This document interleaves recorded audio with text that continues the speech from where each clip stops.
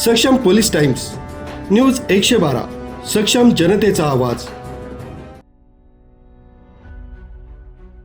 नाशिकचे ग्रामदैवत आणि प्रसिद्ध तीर्थक्षेत्र असलेल्या कपालेश्वर मंदिर परिसरात पुजाजाच्या मुजोरीचा धक्कादायक प्रकार समोर आलाय.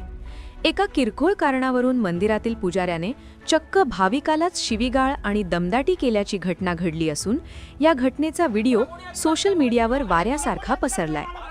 कपालेश्वर मंदिरात दर्शनासाठी आलेल्या एका भाविकाशी पुजाऱ्याचा वाद झाला. हा वाद इतका विकोपाला गेला की पुजाऱ्याने भाविकाला अर्वाच्य भाषेत शिवीगाळ करत धमकावण्यास सुरुवात केली. महाराष्ट्रासह देशाचे श्रद्धास्थान असलेल्या कपालेश्वर मंदिरात घडलेल्या या प्रकारामुळे उपस्थित भाविकांमध्येही संताप व्यक्त केला जातोय.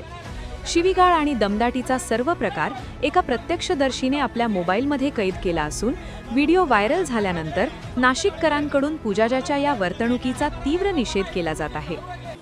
तुम्हाला कोणी अधिकार दिला मला शिवीगाळ करायचा? अरे तुला कोणी अधिकार दिला मला तुला कोणी अधिकार दिला? आवाज चढवून माझ्यावर नाही चालणार. दर्शन कर, नीट नाही घेतो. तुम्ही तुमचं काम करा. आम्ही आमचं काम करतो, तू तुझं काम कर. तुमचे 15 दिवस आम्हाला काय सांगू? तू मला 15 दिवस तू मला नाही सांगायचं. तू कोण सांगणार मला? तू कोण सांगणार? संस्थेकडे तू कोण सांगणार मला? बरोबर तू कोण कंप्लेंट मी करणार? सेवेकरी कोणी आहे. हातीन पाठ याला काय कंप्लेंट आहे? तुला काय दिलं कंप्लेंट? त्याला कंप्लेंट तुम्ही करायला काय कशाला त्याला कंप्लेंट करू? संस्था मी बांधील संस्थेची आहे, तुमच्याशी बांधील नाही मी. अरे बा संस्था आहे काय? मला तू काय बांधलं कंप्लेंट का? आहे? मी संस्थेकडे याला दिलं का करेल. तू? मला मला पत्र इथे दिलं का मी याला? पूजा करायला येतो, मला एक गुरुजी शाहू राहिले. कोणता सेवेकरी आकडून आला? मानसिक शाळा करताय ते माझा. हा. बिलकुल आवाज नाही करायचा. शिवीगाळ करू राहिले, तीनपाट म्हणून राहिले, जातीवाद शिवीगाळ करू राहिले तुम्ही मला. दादा देवाच्या दारी अहो, ते काय बोलू राहिले मला त्यांना शिवीगाळ सुटते का त्यांच्या तोंडून? तू काही बोलू नको, ते काही बोलणार नाही. जोरात बोलले तर मी ऐकू शकतो त्यांचं. सोडून दे शिवीगाळ बाबा, कसं काय तुम्ही? सोडून दे. देवा शांततेने चला. असं होतं कधी कधी बाचाबाची होते, ते शिवीगाळ करू राहिले डायरेक्ट मला.